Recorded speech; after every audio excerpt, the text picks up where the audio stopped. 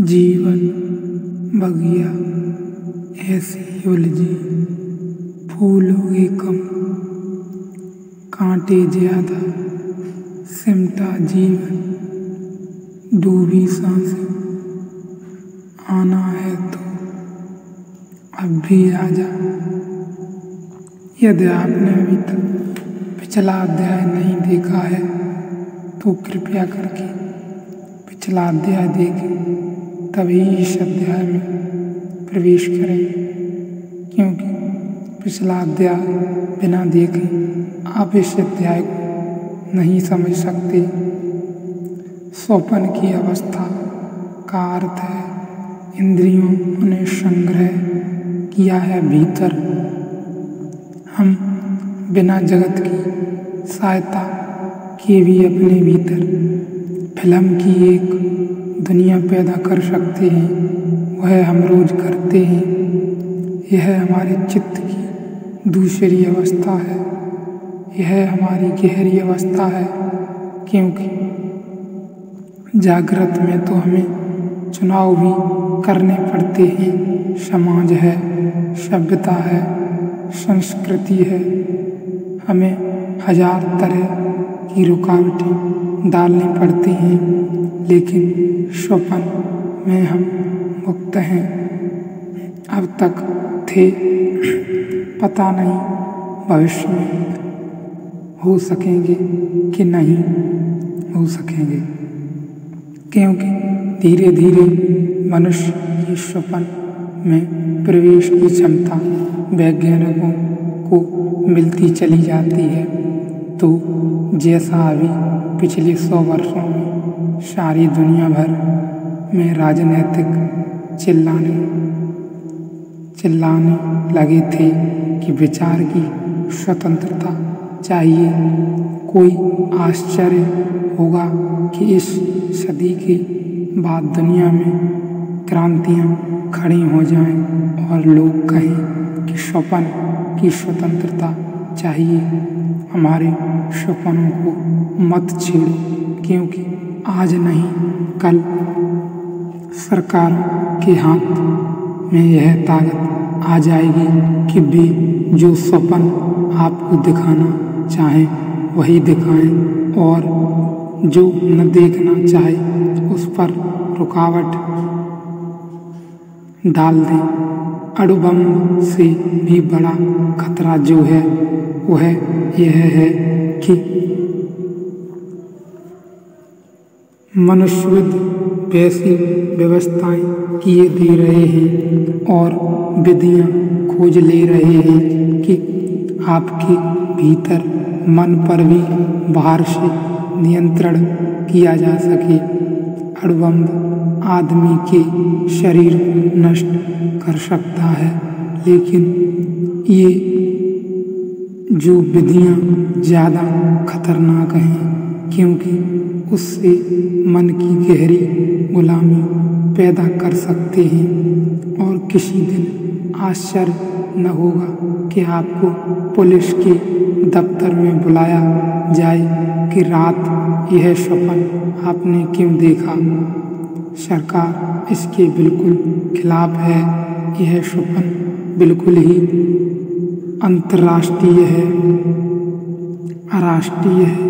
तुम देशद्रोही मालूम पड़ते हो, क्योंकि स्वप्न जांचे जा सकते हैं और कोई हैरानी न होगी कि तानाशाही सरकारें उसका उपयोग करना शुरू करें और आदमी के स्वप्नों को भी गतिमान किया जा सकता है।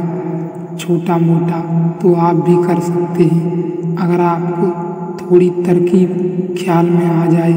कोई बहुत बड़े यंत्रों की जरूरत नहीं है। एक आदमी सो रहा है, आप उसके पैरों के पास थोड़े बर्फ के टुकड़े रख दें।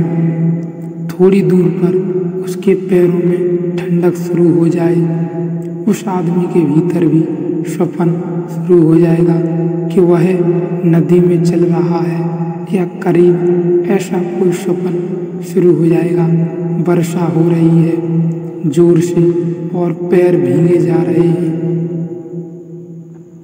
सवाल देखना शुरू कर देगा, स्वप्न भी शुरू ही हो जाएगा। वह बाहर से जो पैर में ठंडक मिली, यह भीतर उसके मस्तिष्क के ठंडक के जो संग्रह हैं उनको सक्रिय कर देगी। आप अक्सर जब भी नाइटमेयर होता है, कभी बहुत दूर स्वप्न होता है, तो उसका कुल कारण होता है। कभी भी दुख वाला भी स्वप्न होता है, कभी दूर वाला भी होता है, उसका कुल कारण होता है कि आप अपनी छाती पर हाथ रखे होते हैं और कोई कारण नहीं होता। छाती पर हाथ रखे होते हैं तो भीतर स्वप्न होता है। कोई छाती पर चढ़ गया, फिर स्वप्न शुरू हो गया। तो एक आदमी की छाती पर एक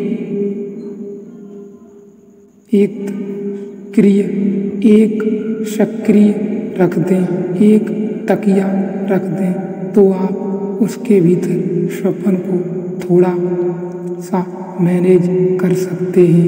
यदि छाती पर तकिया रख दें, सक्रियता सा आप उसके स्वप्न को दिशा दे सकते हैं।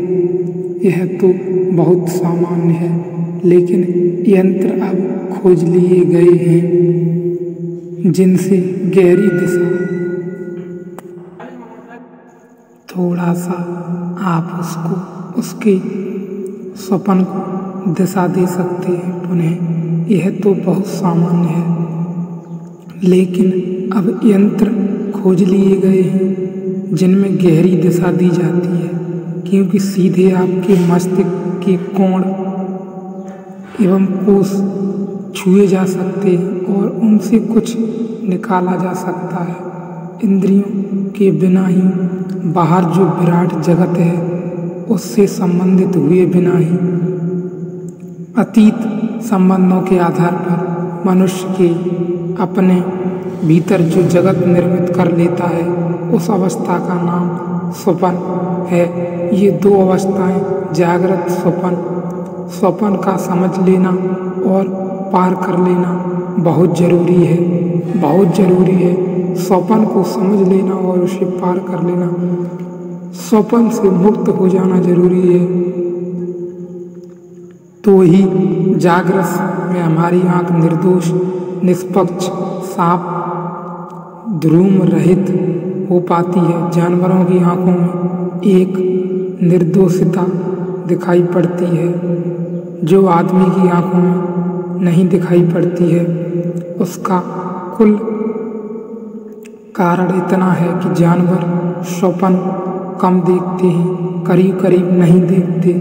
जो जानवर आदमियों के पास रहते हैं वे स्वप्न देखने लगते हैं, जैसे कुत्ते और बिल्लियां देखने लगते हैं, क्योंकि आदमी के पास रहकर आदमी की बीमारियां जानवरों को भी लग जाती हैं। स्वप्न एक सतत बेचैनी है, आपके भीतर एक सतत बेचैनी है, एक सतत परेशानी है, एक तनाव, वह आपकी आंखों को प्रभावित करता है।